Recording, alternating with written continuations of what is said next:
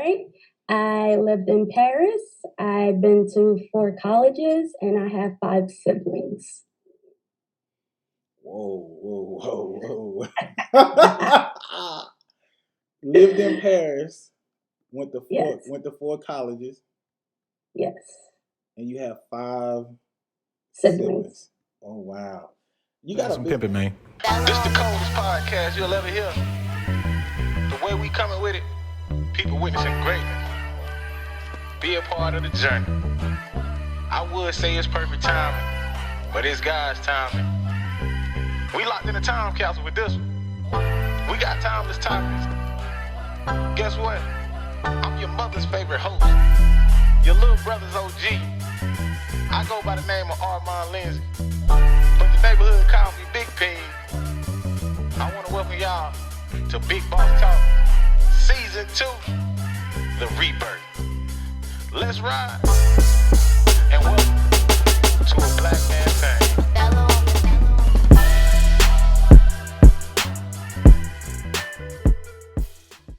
What's going on, everybody? It's me again, Armand. We're back with another episode of Big Boss Talk, the podcast.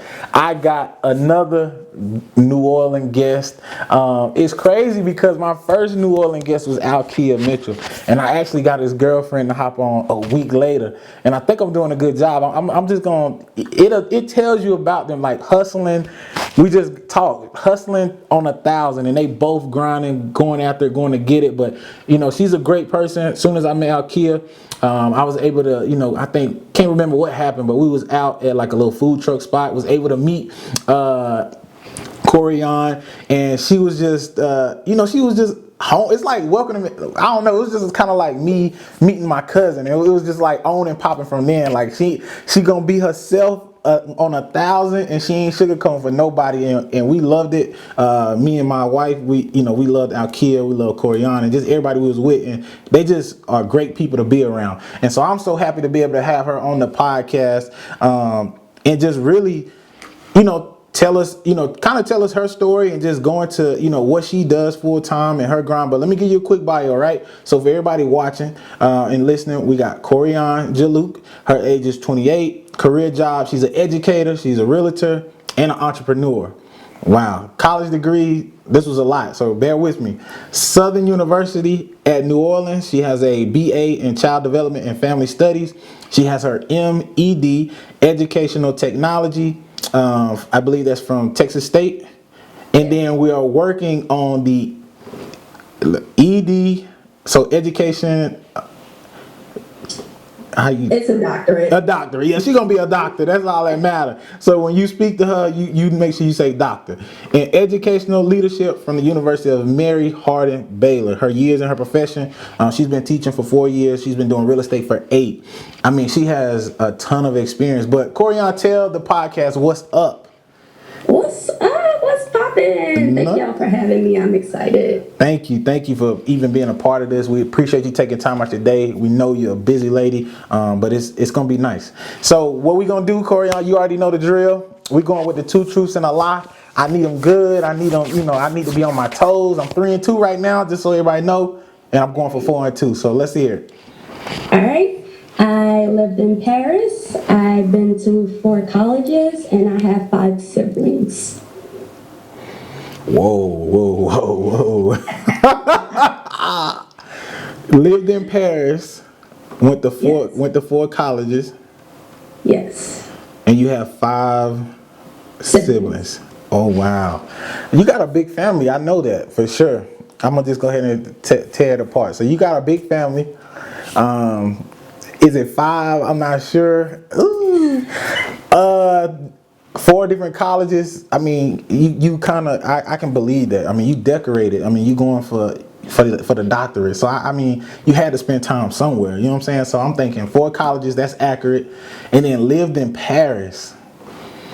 Man, you guys travel. I know you've been, Amsterdam, and I'm trying to think, but lived there.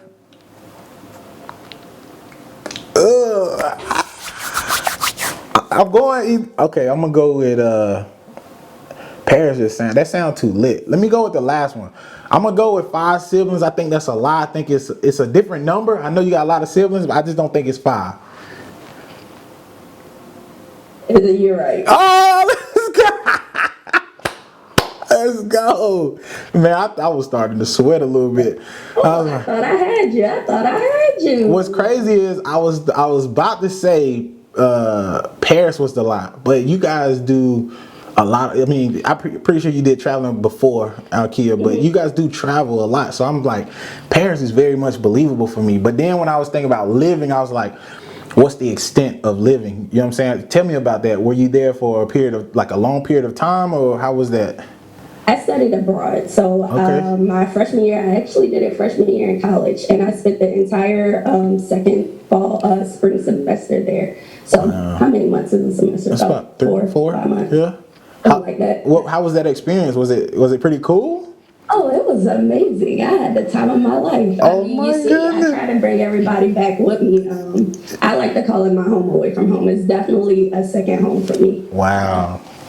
That's pretty dope. That's pretty dope. Was the food? I hear about the food a lot. Was the food? I love the food. Some people say that they don't like it, but they don't know what they be talking about. They ain't got the right taste buds. They ain't on it.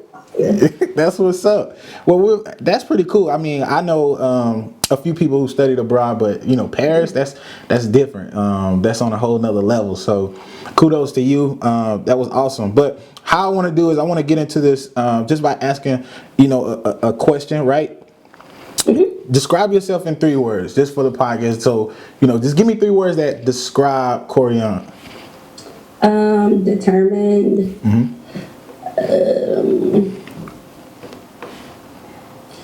Relatable, and awesome. Awesome. I like that. So where does that kind of come from? Where do you get that determination from? Where do you get awesomeness, right? Where does that all come from? Where do you get those from? I think it all comes from my upbringing. I don't know about everybody else, but I experienced some trauma, secondhand, firsthand, all types of trauma growing up. And you really, as an adult and even as a child, you choose the way you want to take that. So for me, I love education, so I like to learn. So I take everything as a growth opportunity. So, okay, well, I know I definitely don't want to do that. All right, I'm gonna take that from that, and I'm gonna leave that part there. Right. So that's why my determination came from. Real talk. Like, I was determined. I'm not gonna do that. Yeah. I don't want to do that, so I need to do something differently. Gotcha. But my upbringing and that trauma, and just the good and the bad, all of that makes me able to relate and be relatable to the majority of people I interact, my students, my peers. Yeah. And they kind of just tie in together. And I am a highly confident person. Shout out to my grandparents, but that's where my awesomeness comes from. Just knowing that I can look back at my life and say, like, wow, I got through all of that and I'm here now. Awesome. Shout out to the grandparents.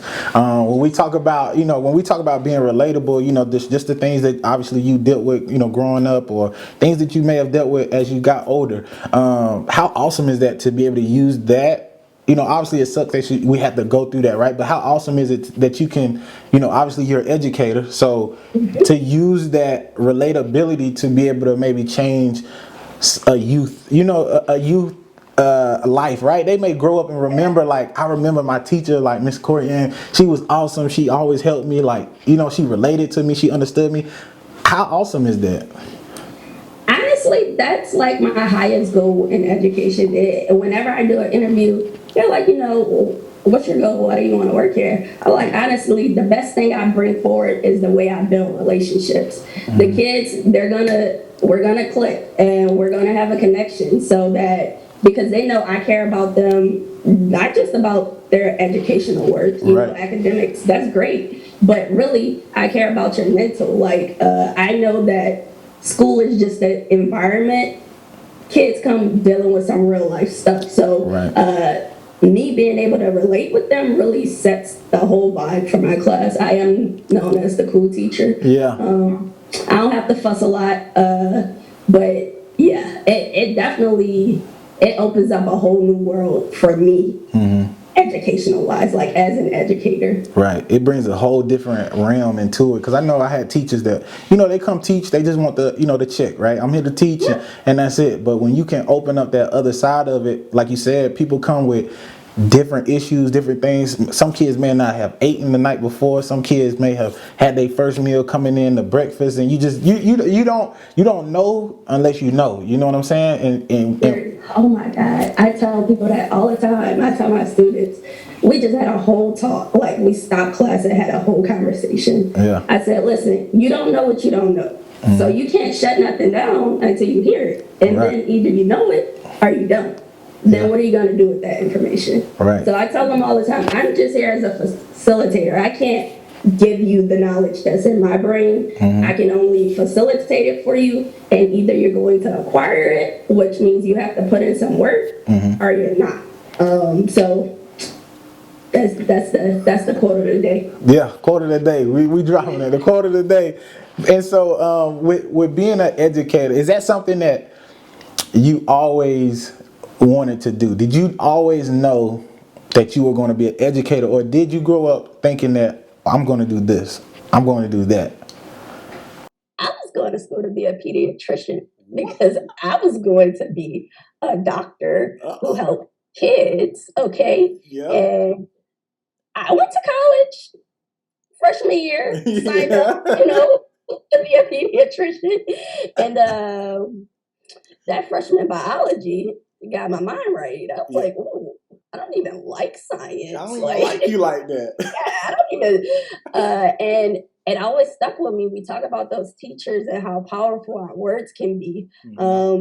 At the time, they made us do freshman seminar classes. Right. And the professor, he just straight up said, look, if you in a class right now and it's a core class, you need this class for your major, you're going to take a lot of these classes and you're failing it, you need to change your major. And I was my God. Damn, he talking about me. This man looked at my grades. This man that looked at my grades. Like, how did he know I was failing biology? Right. I don't fail classes. But it made so much sense. So then I had to take a step back and say, okay, well, that's not going to stop me. I know I still want to pursue my education, but how else can I help kids? Because I mean, growing up, all they tell us about is doctors, right? Yep.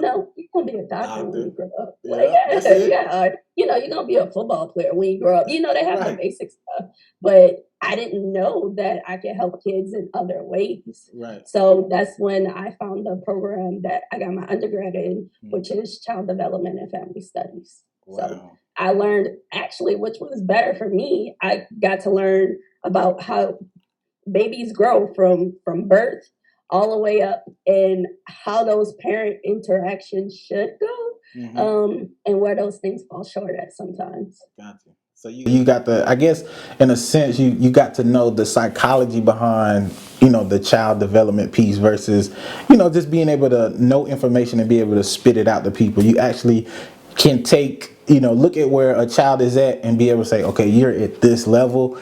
I know how to tap in at that level and bring you to a higher level, because I feel like that's what teachers are supposed to do. They're supposed to be able to help. Like, obviously your parents at home, they teach you things at home, right?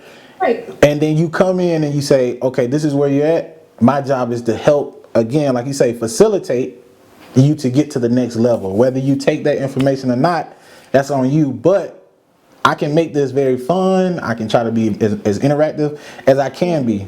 But it is going to come down to you at the end of the day. Yeah. Cool. Sometimes that's a hard lesson for them, because, again, we expect for them to come with those lessons from home, but sometimes everybody are not getting the same lessons. I know. No. The lessons that I was getting wasn't the lessons that my peers may have been getting, and you never really know. So what I like to do is think we're all coming on the same playing field. We're starting at ground zero, because I don't know what you know, and you don't know what I know. Gotcha. So let's just all, if it's, if I see that I'm going at a slower pace and can pick it up, great. Yeah. But if not, let's just be basic until we can move it up.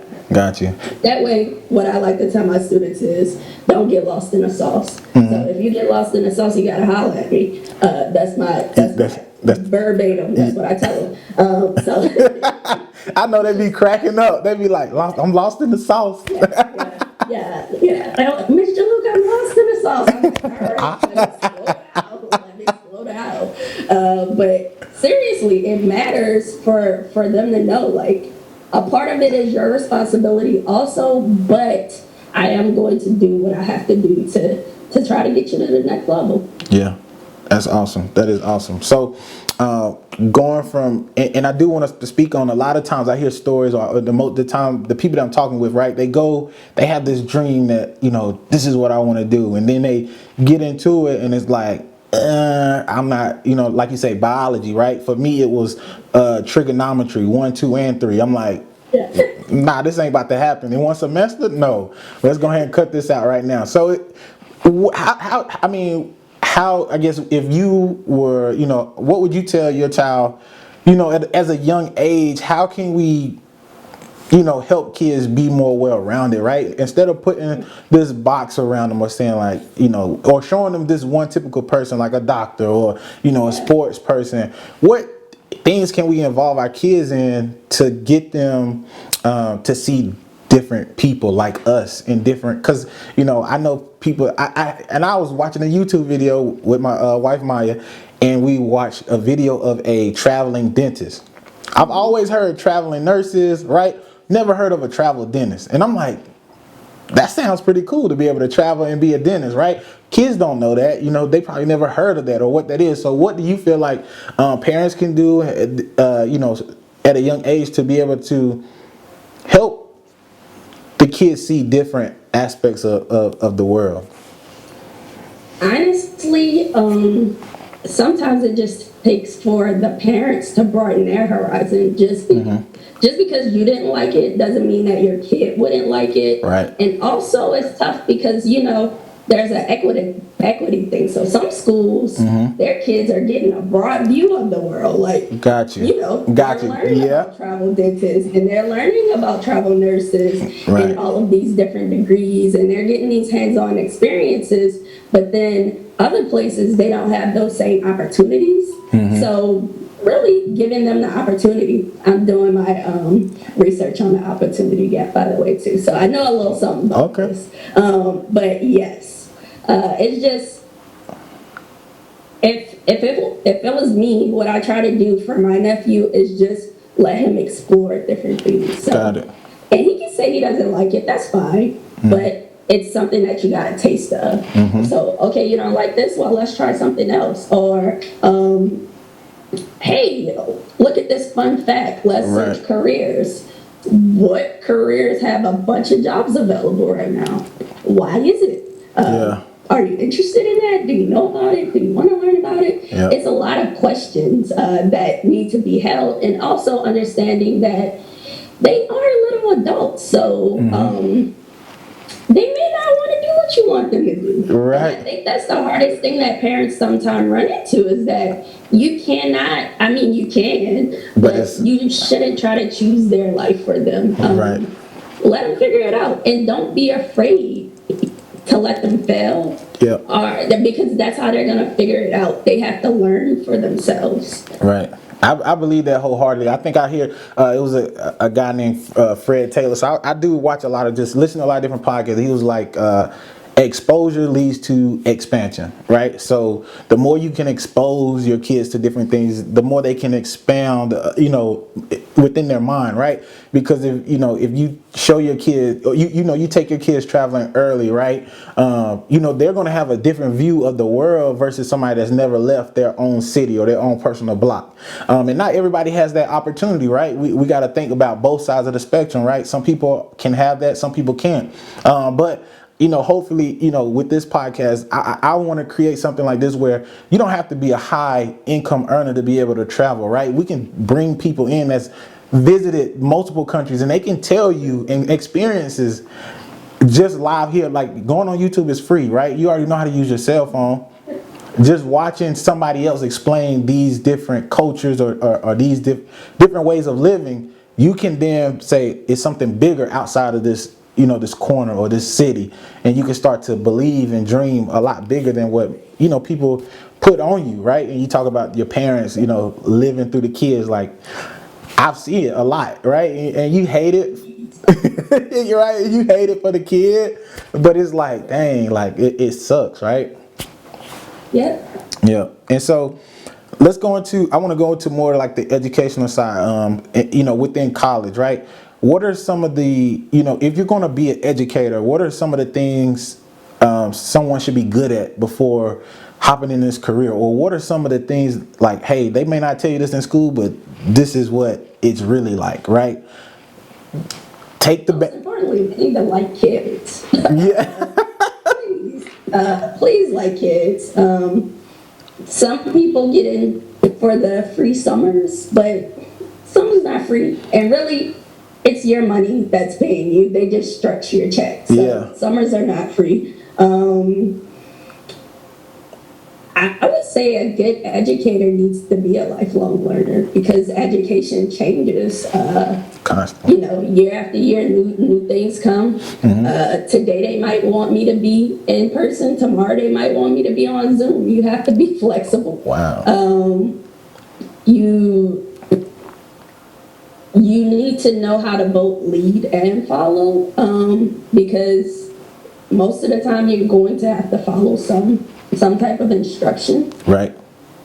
And in today's world, I would say you definitely need to be okay with technology, because there's no way around it.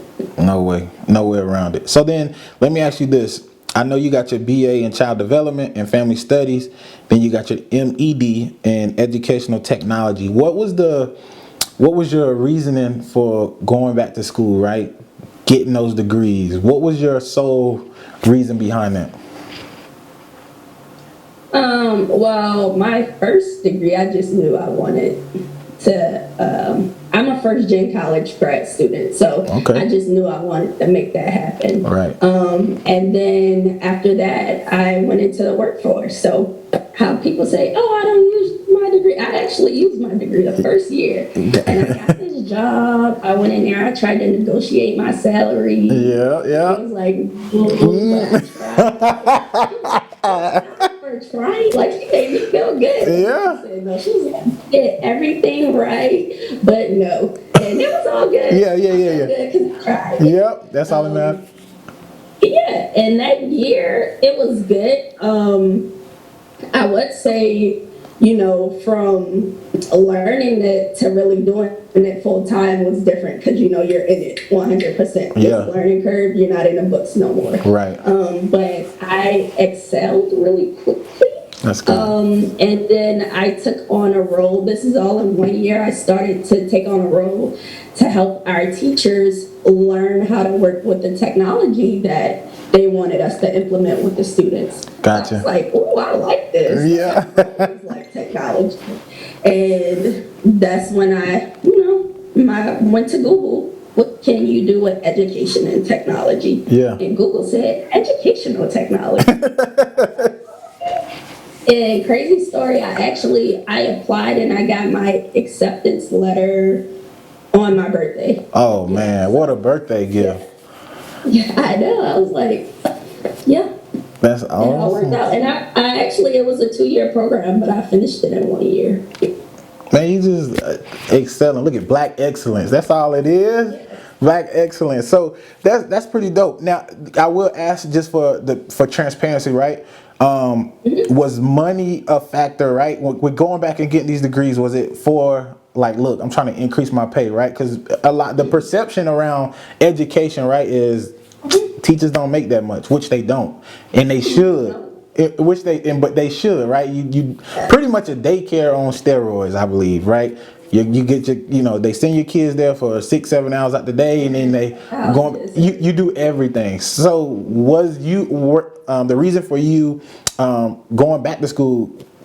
Obviously, we know you wanted to further educate yourself, but was it just to kind of like put yourself in a better position to say, well, next time I negotiate, this lady can't tell me no? Yeah.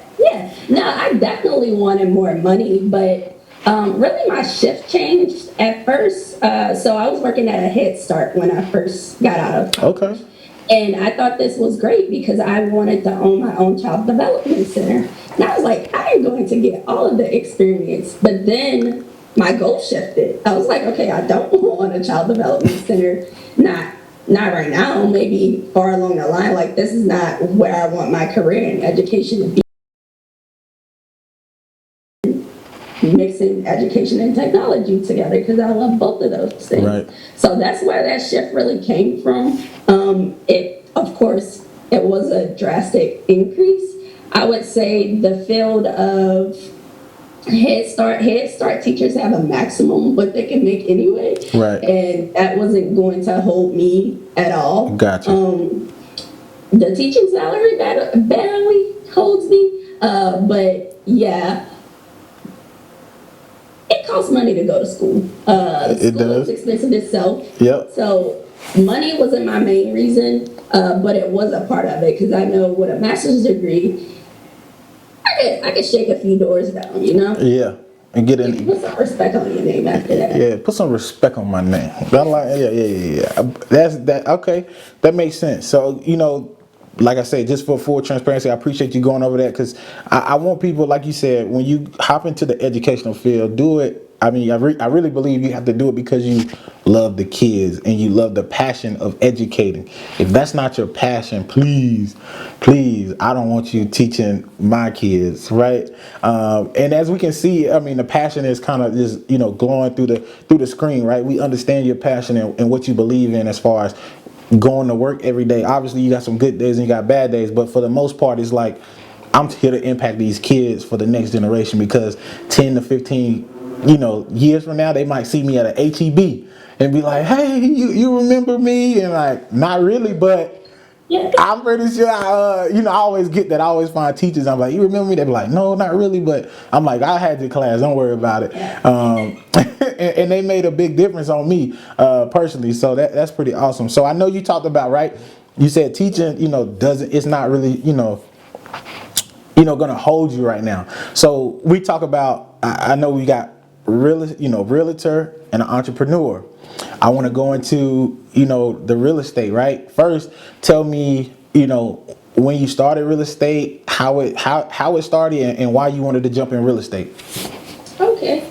Well, I didn't have to, but a better situation caused me to transfer schools so I went to 2 colleges in undergrad. Okay. And I moved back home to New Orleans at the time, and I really didn't want to be there, but I needed to be there. And I kind of was, I would say I was a little lost. I wasn't broke, but I was just a little lost. Right. And my dad was like, hey, you should look into real estate. And I'm like, what is that? Like, what? And he said, I think you would be really good at it. So I said, okay. And I did. I just Hop right in. looked into it, and I liked it. And I was like, okay, I'm going to do it. Yeah. I'm going to do it. Say less. It's done. And it wasn't easy getting a real estate license. It was not easy. My first license I got was in 2014, which was, I'm licensed in Louisiana. That was my first license. Okay. And it took me, you take a state test and a national test. Okay. The state test, I passed the first time with flying colors. Again, I'm from New Orleans, so I know Louisiana law. Yeah. That was pretty easy. But the national test, was a I whole. had to take it 3 times before I passed, and that like the first time I fell by 2 points. Oh. I was like 2 points. I'm taking this immediately. Yeah. The second time I fell by 1 point. I was like, all right, Korianne, like you tripping. So then I decided to do something different. I said, okay, I'm going to fast for 2 weeks. I'm going to get my mind right. No meat, because that's what I love. Yeah. And then the third time I went and took it, I gave myself a break, got my mind right, passed it with flying colors, and it's been all good since. I'm also licensed in Texas and Georgia. I didn't fail those tests. Wow. I was already in the game at that point. Yeah, so you got on and popping in three times, right? Like, failed by 2 points the first time, second one failed by 1 point. And it was disgusting. discouraging. Honestly, it's hard because you're right there. Yeah. And sometimes I'm not a fan of standardized tests. I don't like the way they word them. And I get it, you know, you want to test knowledge, but just the whole vibe is just stressful. Yeah, it is there. And like you said, YouTube videos, somebody can explain this to me on YouTube because I need to know why I missed this. And all of that helped. Wow. But I definitely didn't give up.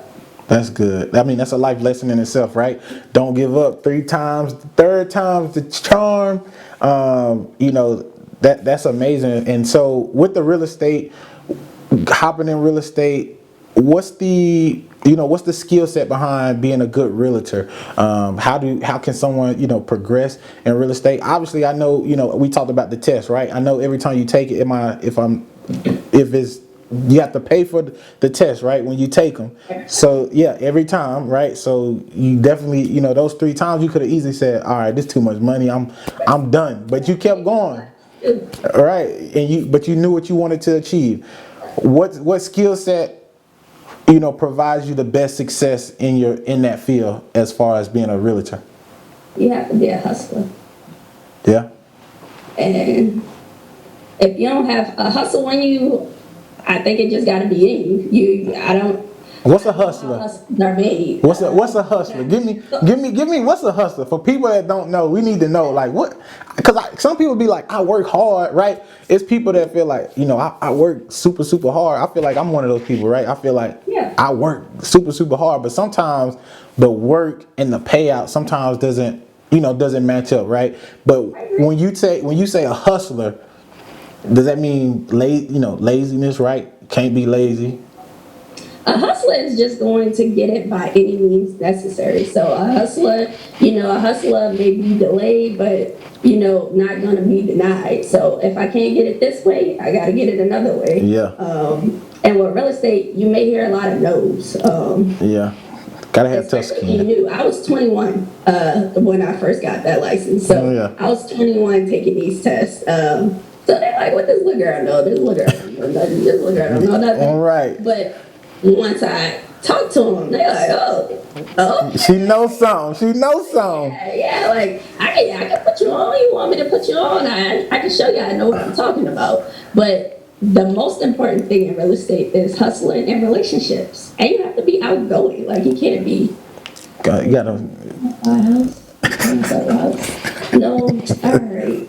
All right. You take that no, okay. You don't want to. What about your sister? What about your brother? You know, right. Somebody might want to. You have to be hungry. Mm-hmm. You know, you have to be ready to go get it. And the reason why I vibed with real estate also because it meshed with my entire goal, which I think my purpose in the world is to help people. So, education allows me to do that, and real estate allows me to do that. Yeah. Ain't nothing like helping somebody get that first home.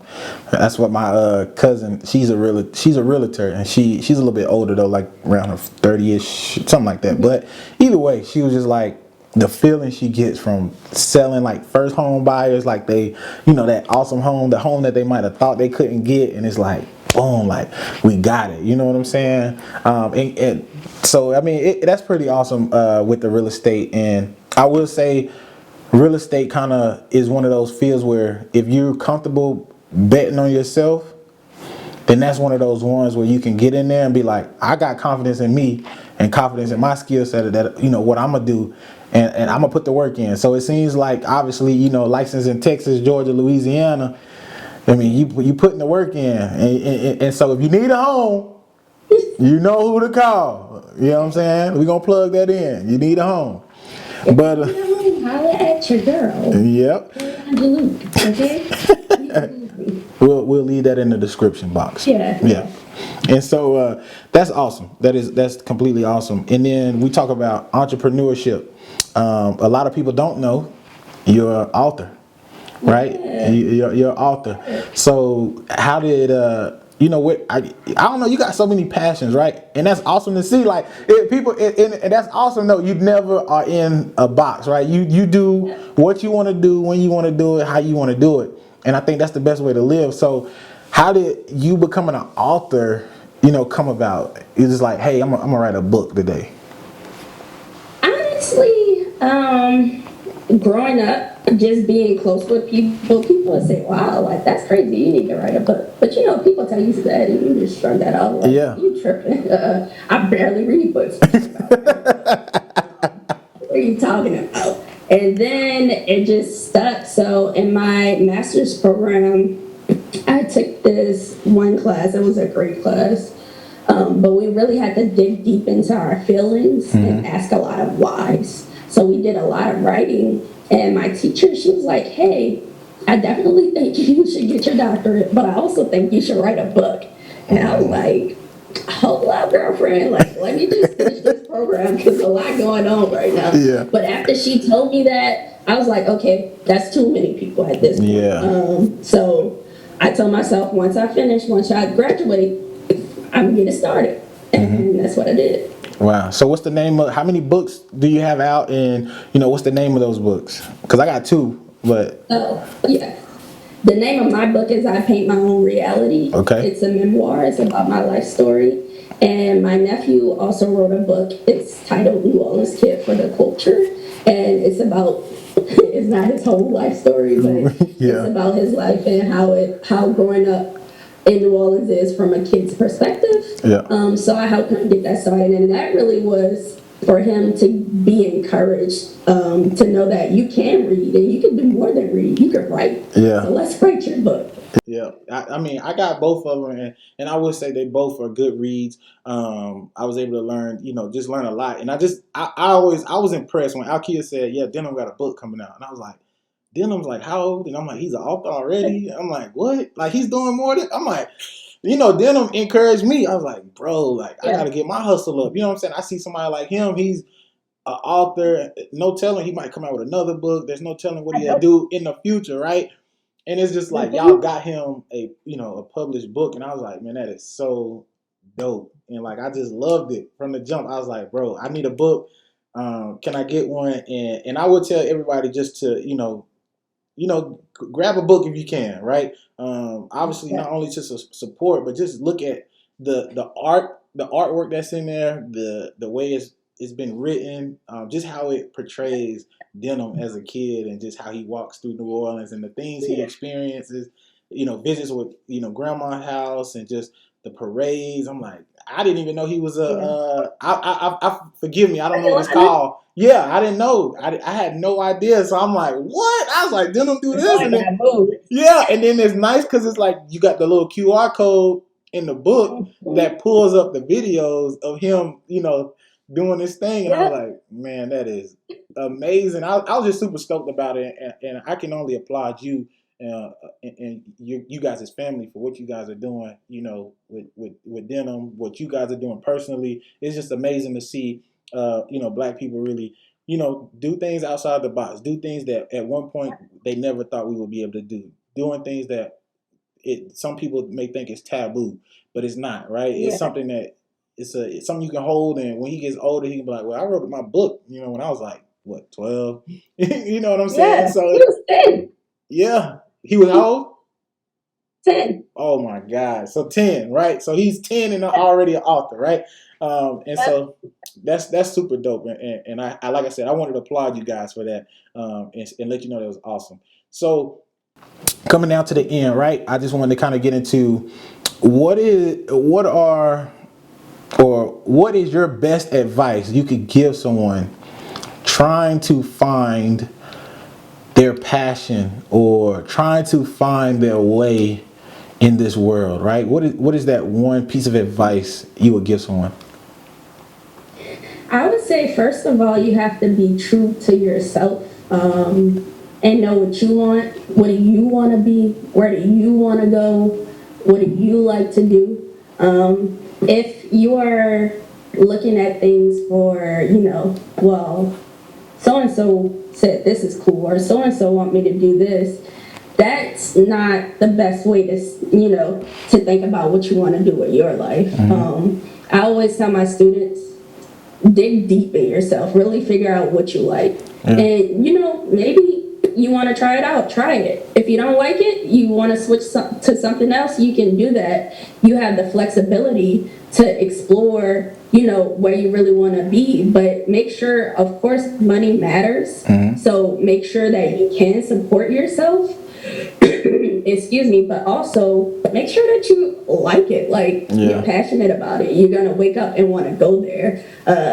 You care about what you're doing, because if you don't, then you're gonna have a lot of tough days ahead. And the money, let's say you do something and the money is good, but you have to work 7 days a week. 14 hours a day. Do you want to live like that? If the answer is yes, do you? If the answer is no, look for something else, because there's a million ways to make $1. Yeah, a million ways. I will tell you what 2020 taught me was more about, what's more important, right? Your peace, or was it, is it the money that's coming in, right? And I think, like you said, you don't want to do things just because other people feel like it's cool or it's just it's what to do. You want to do something that you really enjoy, because you see a lot of times where people get into things because they think it's cool, right? And they set this box around themselves, and then you get up every day and they upset, they kind of complain, right? Obviously, you want to be grateful for what you have, but always know that you can leave any situation, right? You're never bound to one situation. So great advice. Definitely, I appreciate you just giving us that word of wisdom. And I guess what I'm gonna conclude with is, knowing the purpose of what we do here, or do on Big Boss Talk, the podcast. I always believe that your network is your net worth, right? Knowing different people. And I feel like when I ask this question, I'm like, hey, recommend someone that you feel like would be a great fit for this, for this podcast, to be able to teach and show a different side of what kids are able to do. And it's not necessarily just for kids, right? It's for adults too, that are like, I don't know what I really want to do. But you can find somebody that's an educator, that's a realtor, that's an author, and say, that seems pretty, that sounds like something that I really wanted to do. I just never knew how to do it. And there's people that's doing it actively. It breaks all chains. There's no excuses why you can't do it either. And so who would you, recommend to hop on this podcast? It doesn't, obviously I don't know the people that so it's definitely gonna be somebody that I don't know. So, and that's great, right? I love to be able to talk to different people and just, and sit down. So give me somebody you would recommend, and, and tell me why you would recommend that person. I have 2 people. So one is my sister. Her name is Kim. Well, her name is Kimberly. Okay. But she is a travel nurse, and I think that travel nursing is so cool. Like, I'm fascinated. Yeah. And I think a lot of people don't know much about it. So I think she can come on and drop a lot of jewels for those who are interested in nursing and to learn about travel nursing. Yeah. And, all about it. The bank, what you need to do to get there. Travel nurses making guap right now. Guap, man. Yeah, they're on a different level. Yeah. But the other person are people, because they're twins, I would say. Their name is Bria and Brianne. Okay. They're entrepreneurs, but so they have their own makeup business. Right. But they also work for Oracle, which is different. They're all 3 of these people I named are Black women. Got it. And they're just, they're painting their own reality and doing it in a different way. So I think either or, they're all great options. Yeah. So what I'll do is I'll actually, if you can, I'll like to sit down with all 3, right? It may not be, recent, or, now I know everybody's busy doing different schedules, but I would love to be able to sit down with possibly all 3, because I feel like they all, all 3 of them are doing something different. They all have something different to add, or, they got a story to tell. So I would love to sit down with all 3. If you could possibly maybe message them, or, send me their Instagram, and maybe I can message them and say, hey, I just sat down with Korianne. She told me you'll be a great recommendation for the podcast. I would love for you to be able to just just plug me in, and then I'll do the work from there as far as just setting it up, sitting down with them and getting them on camera, right? But we appreciate you over here. I love the conversation. I hope it wasn't too bad, right? I feel like sometimes conversations like these, when people know it's recorded, they kind of get out of their element and they don't, display their true selves. And I just want everybody to be true to themselves and just really explain, what everybody goes through. It's not, you're not the only person that's going through this and that. Everybody is going through similar things. It's just, different ways. But I appreciate you so much. Oh, thank you for having me. It was good. I like stuff like this, so thank you. Thank you. Well, when you become a big time realtor, we might have to get you back on here again, because we're gonna need to understand what's going on, how we went from boom boom. You know what I'm saying? We want to stay with the growth. We want to be with you all the way.